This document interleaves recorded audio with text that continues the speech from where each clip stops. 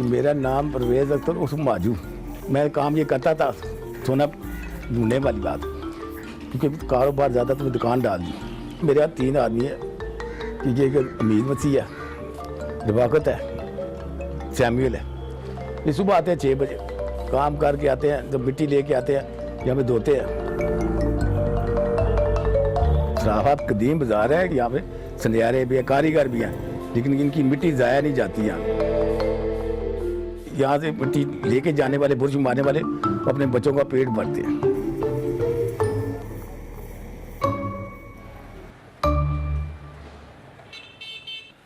मेरा नाम हमीद मसीह है।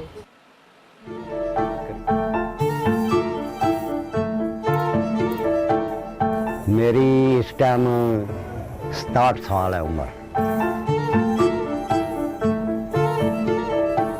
मैं ये जी 84 से काम कर रहा हूँ। न्यारिये का मकसद ये है कि हम सुबह सुबह आते हैं, 6 बजे आ जाएं, 5:30 आ जाएं, 7 बजे आ जाएं, आन के गलियों में, बाज़ारों में, ख़ासकर सराफा बाज़ार में बुरशे लगाते हैं, उसकी मिट्टी इकट्ठी करते हैं, फिर उसको धोते हैं। रत्ती सोना निकले, आधी रत्ती सोना निकले, हमारे लिए वो भी बहुत है। ये हमारा काम इतना का सख्त है ना, कोई जैसे कहते हैं ना कि छत तोड़ने वाली बात, हमारा काम ऐसा है कि हम सड़कों से मिट्टी इकट्ठी ऐसे करते हैं कि जैसे सड़क तोड़ने वाली बात हो।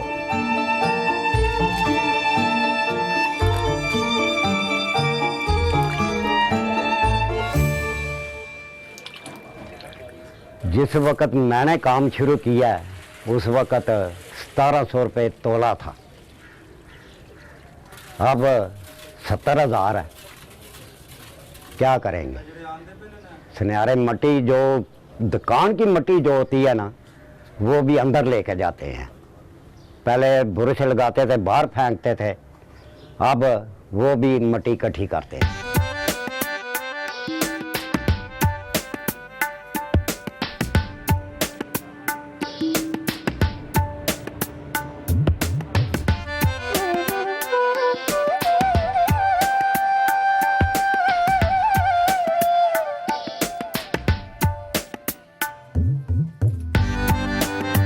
मेरा नाम आरिफ अब्बास है। न्यू सराफा बाज़ार रावलपिंडी में मेरी शॉप है। मशहूर है कि यहाँ की मिट्टी भी बिकती है, इसकी भी कीमत होती है, वो इसीलिए कि इसके अंदर सोने के ज़रात होते हैं।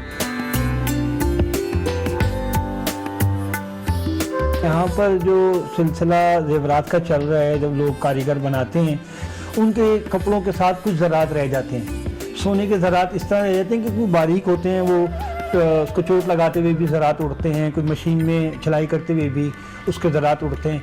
जैसे वो ज़रात इन कपड़ों के साथ चिपक जाते हैं, मीन्स के बहुत नज़र नहीं आ रहे होते। जब वो बाहर आता है अपनी तरफ से तो तसल्ली करके हाथ वगैरह साफ़ करके, कपड़े साफ़ करके बाहर आता है, लेकिन फिर भी कुछ ज़रात ऐसे होते हैं जो कपड़ों में साथ लगे रह जाते हैं, तो वो ज़रात ज़मीन पर गिरते हैं, लामहला गिरते हैं।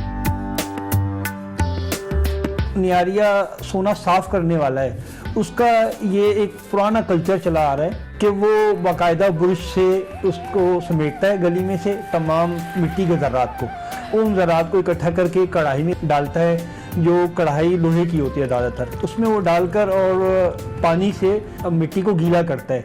जब वो मिट्टी बिल्कुल गीली हो जाती है, उसमें से जो फासिद कहने के जिस तरह के टुकड़े हो गए सिगरेट के या तीली के या कोई और कागज़ वगैरह, जो ऐसे ज़रात जो किसी काम के नहीं है, वो उनको बाहर निकाल लेता है। जो उसके अंदर पानी के अंदर ज़रात नीचे बैठ जाते हैं, वो जाहिर सी बात है, जो सोना एक भारी धात है, चांदी भी एक भारी धात है, वो ज़रात नीचे बैठ जाते हैं।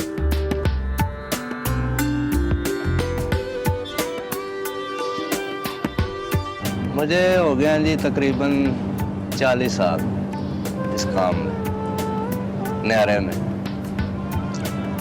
तो पहले अच्छी मजदूरी थी, अब नहीं है। अब सोना बहुत महंगा है तो मजदूरी बहुत कम है, तकरीबन 400, 300, कभी है वो 500-600 की दिहाड़ लग जाए, वरना आजकल बहुत कम है। सुबह मिट्टी जब लेकर आते हैं ना तो फिर पानी में आकर धोते हैं, तो तकरीबन 1 घंटा लगता है, घंटा डेढ़। वो मिट्टी को 8-10 बसा पानी डाल कर उसको धोते हैं। तो बहुत बारीक होता है, इसमें छोटे छोटे ज़रे हैं, वो फिर निकालते हैं हम, बहुत छोटे छोटे हैं। न्यारिया का काम बहुत सख्त है जी, देखने में आसान है लेकिन आप बहुत सख्त है। ये मिट्टी इकट्ठी करना, फिर इसको धोना, साफ करके इसको खिलाना, फिर अगर किस्मत है आप क्या निकलेगा क्या नहीं।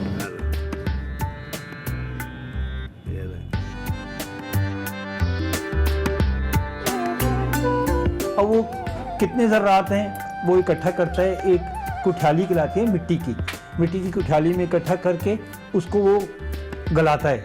जब वो गला के उसको फिर दोबारा तेज़ाब के अंदर डालता है। तेज़ाब भी 3 किस्म के एसिड होते हैं, एक होता है नमक का तेज़ाब, एक होता है शोरे का तेज़ाब, एक होता है गंधक का तेज़ाब। कि गंधक का तेज़ाब जो है वो आपके सोने को बिल्कुल ही साफ़ कर देगा।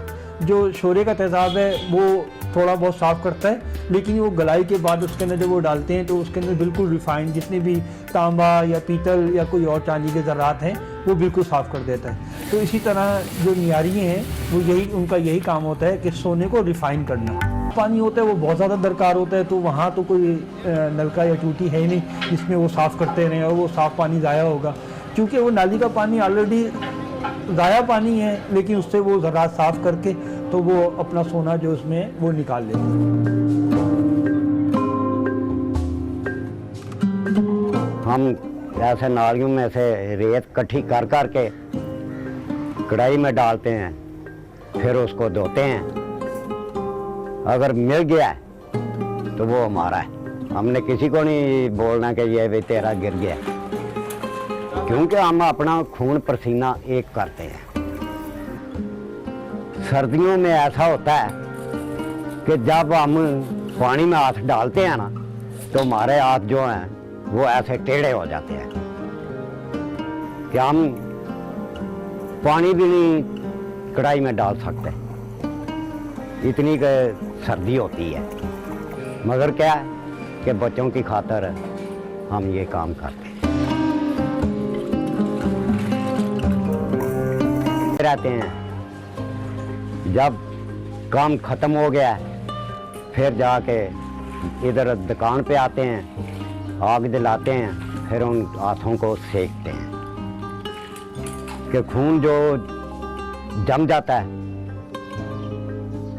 उस आग के ज़रिए फिर वो थोड़ा सा नरम होता है, खून जो है वो चलता है, फिर हम चलने के काबिल हो जाते हैं। फिर अपना सामान उठाते हैं, फिर जाके शुरू हो जाते हैं।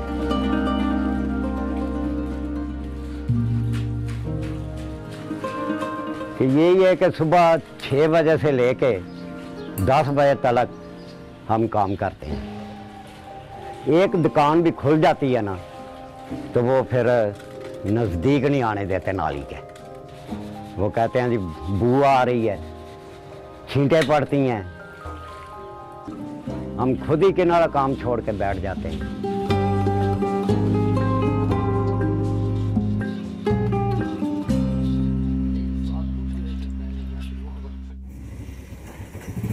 मेरा असलम परवेज़ नाम, मेरा जी पिंडी से ताल्लुक़ है। काम हम सराफा बाज़ार में भी ज़्यादा करते हैं, कुछ मैं बाहर के इलाकों में जाता हूँ। इधर हैं कारखाने, वर्षे जिसको कह लें, या मतलब छोटे छोटे कारीगर बैठे हुए हैं। वो जब काम करते हैं तो वो ही सोना कारपेट पे गिरता है, वो ही सोना पाँव के साथ लगता है, वो ही मिट्टी अंदर इकट्ठी होती है। 1 साल या 6 महीने के बाद वो फिर उसको बेचते हैं। शॉप के अंदर की बात है ना, वो कारीगर जो वहाँ पे बैठा हुआ है उससे नियारिया आके डील करता है कि आया कि आपके पास ये सोने नियारा इकट्ठा हुआ है, जो मिट्टी इकट्ठी हुई है वो 1 साल की है या 2 साल की है। तो उसमें कारीगर को पता होता है 1 साल में मैंने कितना काम किया है, कितना मेरा नियारा बचा हुआ है। हम जब मिट्टी उधर से जा चेक करते हैं ना, वो हमारा एक गैस होता है, थोड़ी सी मिट्टी, इतनी सी मिट्टी लेकर ना, ठीक है, इसके तले के ऊपर ना ऐसे फूंक मार के ना चेक करते हैं, उसके अंदर किरस और सोना मोटा नज़र आता है, ठीक है। हम मिट्टी लेकर आते हैं, हमने गैस 60,000 का मिट्टी लिया हमने, ठीक है। हमारा एक तुक्का होता है ना गैस, अगर लग गया अच्छा तो मजदूरी है। कभी ऐसा होता है कि 60,000 का लेके हैं तो 30,000 का भी सोना निकलता है। ऐसा भी होता है कि हम 60,000 का लेके आते हैं तो लाख रुपए का भी सोना आ जाता है और 80,000 का भी आता है। ये हमारे मुकद्दर है। जो कारपेट के अंदर ज़रात आते हैं वो कारपेट के अंदर से निकाले नहीं जा सकते, ठीक है ना, ना वो बुरश के ज़रिए निकल सकते हैं, ना कोई और तरीका है। तो दुकानदार भी, जो कारीगर है, वो इस झंझट में या इस परेशानी में नहीं पड़ना चाहता कि मैं इतना इस पर टाइम ज़ाया करूं, वो नियारिये को दे देता है।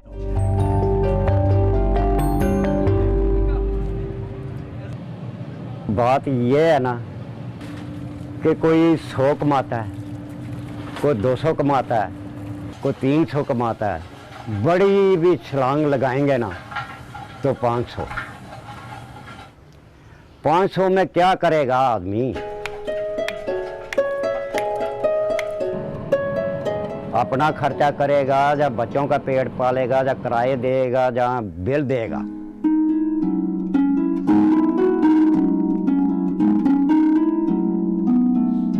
₹15,000 किराया दे रहा हूँ, 15,000 बिजली का बिल दे रहा हूँ, 15,000 के नाल सुई गैस का बिल दे रहा हूँ।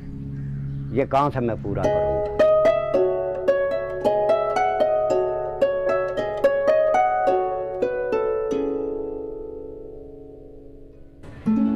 बाजार में सुबह सुबह इतना वो कहते था, मांगने वाली ये होती थी निहारिये, हर गली में 6-6 8-8 निहारिया था। आज कोई नजर नहीं आ रहा, इसी वजह से काम है नहीं। उस वक्त यकीन मानो कि मैं खुद करता था, मैं जुम्मे दिन तोला 2 तोले सोना बनाता था, एक दिन का जुम्मे वाले दिन। तो आज एक रत्ती नहीं बनता। बात वही ना, सोने की महंगाई की बात है। ये 70,000 का तो 5,000 का, आज ग्राम की 5,000 है कीमत, उस तोले की कीमत 5,000 थी। लिहाजा वो भी बात है, अगर जिसके कहते हैं गल पे भी जानी पैंदी तो जा रहे पिया पैसा।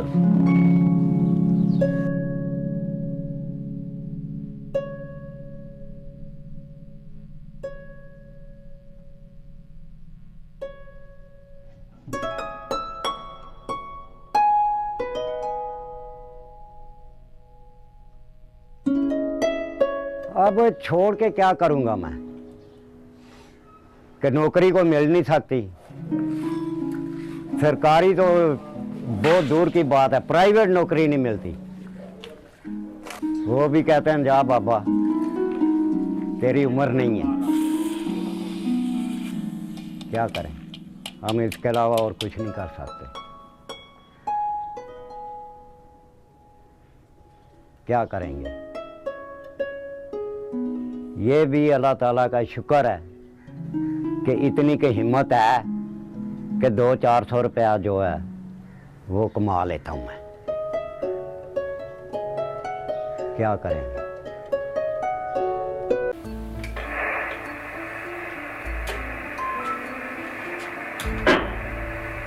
मेरा नाम असदुल्ला मरवत है और मैं vice president Pakistan amateur radio society हूँ। By profession I am a lawyer. Amateur radio एक बहुत ही वास्ट फील्ड है।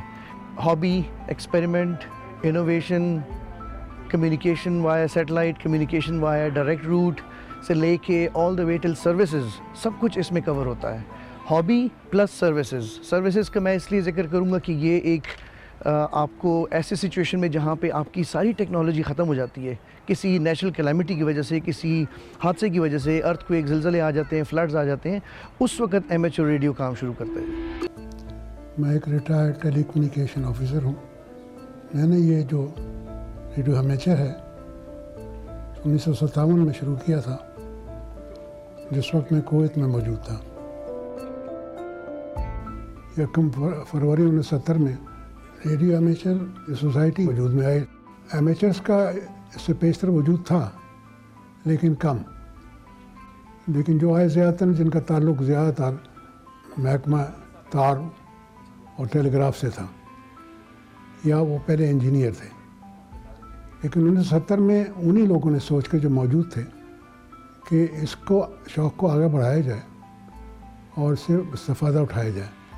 तो ये सोसाइटी इसीलिए बनाई गई थी कि इसको आगे बढ़ाया जाए। यहाँ पे हमारी अनफॉर्चुनेटली थोड़ा सा ये कि अवेयरनेस ना होने की वजह से थोड़ी सी और हमारी मुश्किलात, सिक्योरिटी क्लियरेंसेस की वजह से आपको अंदाज़ा है यहाँ पे जो सूरत हाल रही है, उसकी वजह से हमारी तरफ पाकिस्तान एमेचर रेडियो सोसाइटी की जो मेंबरशिप है, अगर आप लाइसेंस्ड हैं उसको देखेंगे तो बहुत ही कम है। अगर आप हमारे नेबरिंग कंट्रीज़ को देखते हैं, आप USA को देखते हैं, आप जापान को देखते हैं, लाखों की तादाद में बातें हो रही हैं जी। इस वक्त जापान में 1.2 मिलियन 12 लाख लोग एमेचर रेडियो का लाइसेंस रखते हैं। अमेरिका में इस वक्त 9 लाख, 2018 की फ़िगर है, 9 लाख के लाइसेंसेस रखते हैं। पाकिस्तान में 152 हैं सिर्फ।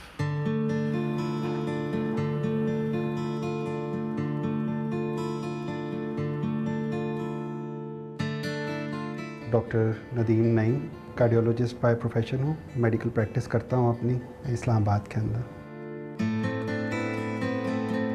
एमेच्योर रेडियोज़ में आपके पास राइट इक्विपमेंट है, एंटेना सेटअप आपका अच्छा है, तो आप बाहर लोगों से बात करते हैं। ये परसेप्शन कि ये ओल्ड या एंटीक चीज़ है, ये तो बिल्कुल गलत है। अभी अगर आपसे मैं सवाल पूछूं कि जो मरीख़ में अमेरिका ने अपने वो भेजे हैं या ये उस खला में जितने फिर रहे हैं, तो वो आपस में किस तरह बात करते हैं? सारे लोग सारे रेडियो के ऊपर ही बात की जाती है। आम डिजिटल मोबाइल्स, ये तो किसी वक्त भी नेटवर्क डाउन हो जाए, आपके इलाके का अगर टावर की बैटरी डाउन हो गई है तो आप ख़त्म, आपके मोबाइल में बैटरी ख़त्म हो गई है तो भी आप ख़त्म। वो कन्वीनियंस के लिए आप यूज़ कर सकते हैं, but they can not be trusted upon in the time of need. आपके जहाज़ सारे जोड़ते हैं, सारे के सारे रेडियोज़ के ऊपर हैं। जो रॉकेट जाता है, कुछ भी होता है, पुलिस नेटवर्क आपस में, ये लोग सारे मोबाइल पे तो नहीं एक दूसरे को कम्युनिकेट करते। फ़ौज, एवरीवन यूजेस रेडियोज़।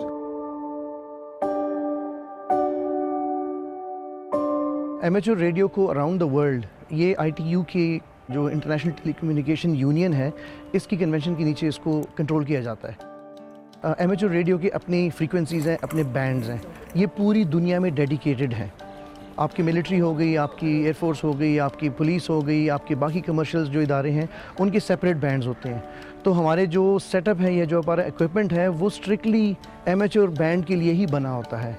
कोई भी ऐसा एमेच्योर रेडियो का मैन्युफैक्चरर नहीं है जो किसी और बैंड के लिए बनाता हो। तो हमारी जो है बड़ी एक स्पेशलाइज्ड फ्रीक्वेंसी और डेडिकेटेड चैनल्स होते हैं। एमेच्योर रेडियो जो है अराउंड द वर्ल्ड, ये एनालॉग पे चलता है। एनालॉग काफ़ी पुराना सेटअप है, इसमें कोई कोडिंग नहीं होती है, कोई स्क्रैम्बलर यूज़ नहीं होते हैं। आवाज़ जिस तरह मैं आपके साथ बात कर रहा हूँ, एग्जैक्टली इसी तरह आवाज़ उस पर भी कम्युनिकेट होती है। और अगर कोई भी इसको मॉनिटर करना चाहे तो रिसीवर्स जो है वो मार्केट में बड़े इजीली अवेलेबल हैं। आप जो नॉर्मल आपका FM रेडियो है उसको चलाएं, चाइनीज़ जितने भी हैं उनको आप डायल जब घुमाते हैं तो वो एग्जैक्टली हमारी फ्रीक्वेंसी पे आके वो हमें सुन सकते हैं। हर फ्रीक्वेंसी के लिए सेपरेट एंटेना होता है, ये इसका एक फार्मूला होता है। उस फार्मूला के तहत जब आप चलते हैं तो आपकी उसकी लेंथ आपके पास आ जाती है कि जी इसके जो एलिमेंट्स हैं उसकी लेंथ इतनी होनी चाहिए। अगर आपके पास वो फार्मूला है और आपके पास मटेरियल है, आप दुनिया का कोई भी एंटेना बना सकते हैं। अगर आप एमेच्योर रेडियो के ऊपर आप बात करते हैं, फॉर एग्जांपल ये जो एंटेना आप बात कर रहे हैं, ये कुशक्राफ्ट का है, इट्स कॉल्ड कुशक्राफ्ट A4S। ये HF का एंटेना है। HF के सेपरेट एंटेनास होते हैं, जनरली काफ़ी बड़े होते हैं। VHF के बहुत छोटे होते हैं। इसमें वेरियस किस्म के कोड्स यूज़ होते हैं, लाइक Q कोड्स भी कहा जाता है, फोनेटिक्स भी हैं इसके।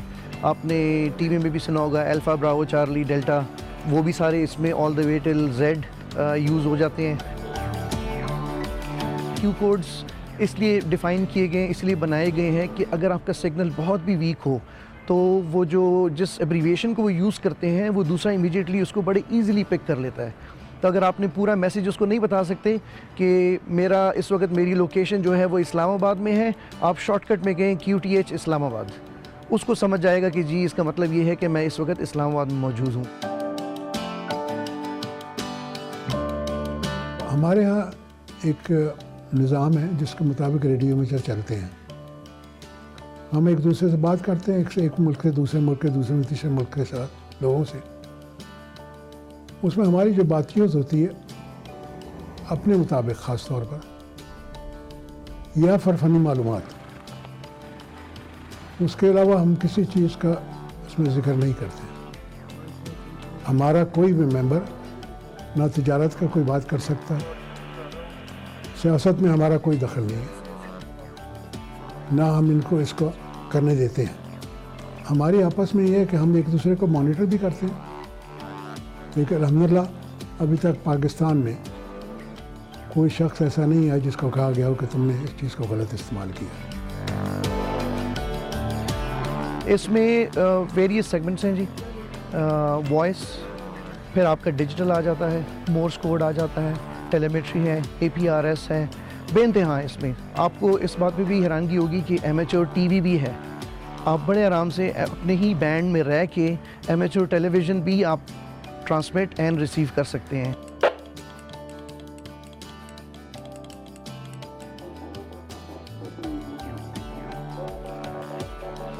मोर्स कोड के ज़माने में टेलीफोन लाइनों के ऊपर टेलीग्राफ कम्युनिकेशन होती थी। मोर्स उस ज़माने का है, छोटे से नुक्ता ट्रांसमिट करते हैं, फिर उसके बाद उस नुक्ते को लंबा कर देते हैं, उससे वो लफ्ज़ बन जाता है। हम उसको हमको डॉट्स कहते हैं, उसको डैश कहते हैं। अब कोई ट्रांसमिट करे डॉट डैश तो ये बन गया ए, तो डैश डॉट डॉट डॉट 3 दफ़ा कहा तो ये बी बन गया। तो ये भी एक किस्म समझ लीजिए ज़बान है जो उस ज़माने से, पुराने ज़माने से सीखी गई और अभी तक चल रही है और अभी तक उसका इस्तेमाल है। मेरा नाम शहजाद हामिद है जी। मैं बाय प्रोफेशन IT से ताल्लुक़ रखता हूँ। 2012 से मैं एमेच्योर रेडियो सोसाइटी का मेंबर हूँ। एक एमेच्योर रेडियो मेंबर होने के नाते जो इस हॉबी का एक्चुअल जो पर्पस है, एक स्लोगन है, when all else fails that is the key.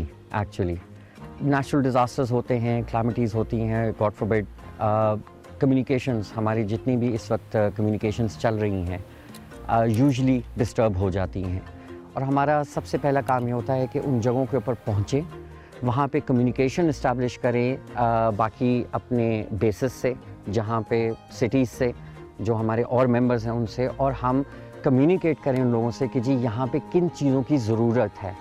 Medical staff की ज़रूरत है, मेडिसिन की ज़रूरत है, फूड की ज़रूरत है, किस तरह शेल्टर की ज़रूरत है।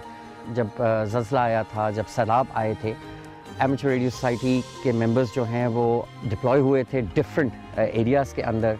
अपने पर्सनल रिसोर्सेज होते हैं, लिमिटेड रिसोर्सेज हैं, उसकी बेस के ऊपर हम डिप्लॉय होते हैं। बहुत सारी ऐसी भी मैसेजिंग होती है कि जी लोग बताते हैं कि जी मेरा ये नाम है, मेरा ये नंबर है, इन पीछे घर इतला दे दीजिए कि सब खैर खैरियत से है। मतलब इतनी छोटी सी चीज़ उस वक्त बहुत बड़ी होती है। इस चीज़ से लेके लाइफ एंड डेथ सिचुएशन के इन्वायरमेंट के अंदर जो कम्युनिकेट करते हैं, हम रिस्पॉन्ड करते हैं ताकि मदद पहुंच सके टाइम पे। रेडियो अमेचर की जो सर्विस होती है ना डायरेक्टली मुल्क के लिए, वो वॉलंटरी होती है।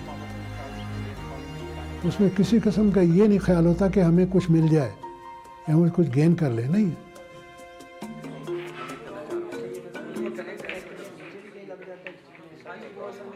अराउंड द वर्ल्ड सबसे ज़्यादा इस हॉबी में स्टूडेंट्स आ रहे हैं, क्लास 3 से लेके all the way to the top. इस वक्त सबसे यंगेस्ट एमेच्योर रेडियो जो दुनिया में है वो 7 years old है जी।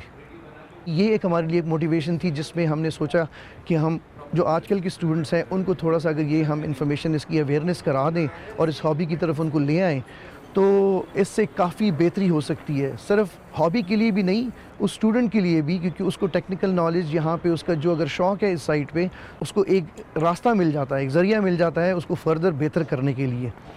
अभी हमने क्लासेस शुरू किए हैं, अवेयरनेस सेशंस। इसी तरह हमारा प्लान है वेरियस कॉलेजेस एंड यूनिवर्सिटी में जाने का, जो कि नेक्स्ट 6 months में हमारा टारगेट ये है कि एटलीस्ट हम कम से कम 400 to 500 स्टूडेंट्स को इसकी मेंबरशिप दिलवाएं। अगर आप इसको इन अ बिगर पिक्चर देखेंगे, हमारा जो प्लान है वो ये है कि हम कोशिश ये करें कि एक स्टूडेंट बॉडी, कोई स्कूल या यूनिवर्सिटी सैटेलाइट लॉन्च करे अपना, ख़ुद डेवलप करे, ख़ुद लॉन्च करे। अभी जो हम ट्रेनिंग्स करा रहे हैं वो एग्जैक्टली इसी लेवल के ऊपर करा रहे हैं कि उनको हम VHF, UHF and satellite communication के ऊपर फोकस कर रहे हैं। देखिए जी, अराउंड द वर्ल्ड बहुत सी यूनिवर्सिटीज़, स्कूल्स ने अपने अपने सैटेलाइट्स लॉन्च किए हैं। पाकिस्तान वाहिद मुल्क है जहाँ पे किसी प्राइवेट यूनिवर्सिटी ने या स्कूल ने अभी तक नहीं किया। आपको अगर मैं इंटरनेशनल स्पेस स्टेशन का बता दूँ तो इस वक्त जो एस्ट्रोनॉट्स इंटरनेशनल स्पेस स्टेशन में होते हैं, जब तक कि वो एमेच्योर रेडियो का लाइसेंस लेते नहीं हैं, उनको ऊपर भेजा नहीं जाता।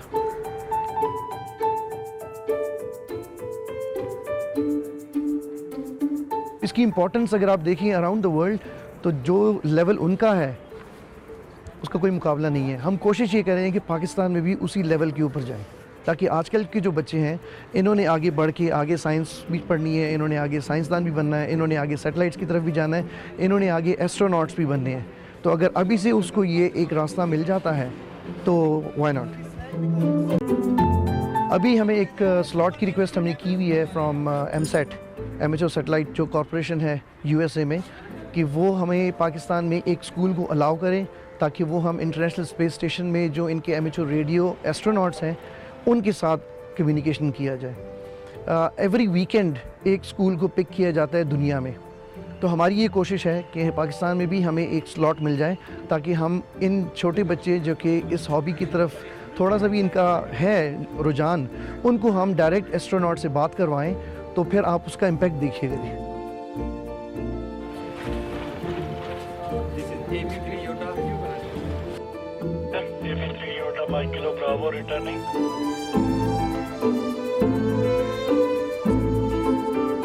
दूसरे मुल्कों के अंदर बाकायदा सोसाइटी को हुकूमत की तरफ से ताउन होता है कि इस किस्म का एक सेटअप तैयार रखें। तो इस चीज़ के लिए हमें तैयार होना पड़ेगा। हम बहुत बड़ी कौम हैं, ऐसा नहीं हो सकता कि हम ये कोशिश करें कि हमारे यहाँ कोई सैलाब आ गया, ज़लज़ला आए तो बाहर से दुनिया आके हमारी मदद करे। हमें अपनी मदद खुद करने के लिए तैयार होना चाहिए।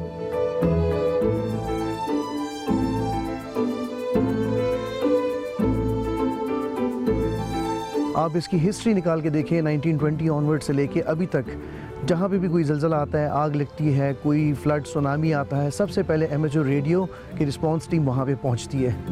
इसमें अगर थोड़ी सी हमारे साथ जिनके पास डिसीजन पावर्स हैं, जो कि क्लियरेंसेस करते हैं, अगर वो थोड़ी सी हमारे साथ इसमें कोऑपरेशन करें, इसको एक पॉजिटिव हॉबी के साथ सर्विसेज जो हैं उनको मद्देनज़र रखें, तो खुदा न खासा जब इस तरह की कोई एक सिचुएशन आती है तो उसमें आपका जो रिस्पांस टाइम होगा वो बहुत मिनिमम होता है और आप बड़ी जल्दी लोगों को मदद दे सकते हैं।